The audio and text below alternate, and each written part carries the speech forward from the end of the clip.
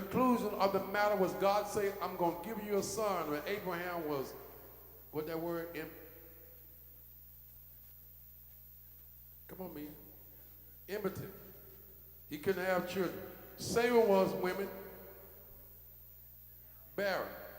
That's a pretty bad couple for children. That's an impossible situation to have babies. The man impotent and the woman barren. That's an impossible situation for a baby to come. He got no seed, and she have no fertile ground. He was shooting blanks on cement. So there was no way for, a baby to be born or come out an impotent man and a barren woman.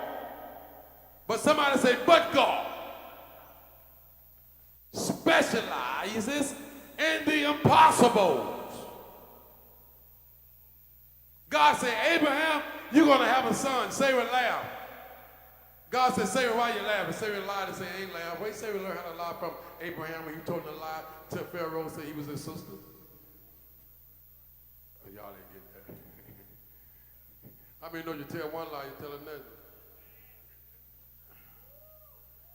One of the areas that Satan loves to use people's in is lying. How many know we was professional liars. And some of you still, you can tell a lie, make it sound like it look like the truth. I wish I had some help up here.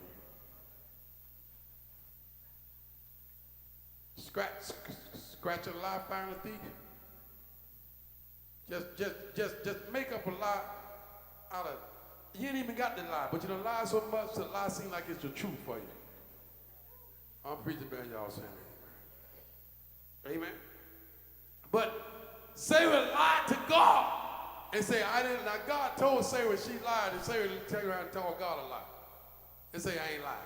I ain't lying. That's like God tell us something we do, we tell God. I ain't do that.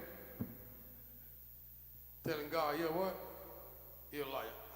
I might have told y'all this story. My uncle was in the bean field, and him and this lady years ago, and she was deemed to be a spiritual woman because back in the day, 30 years ago, you speak in tongues 24 hours. Everybody thought you was spiritual, not crazy, but they thought you was spiritual.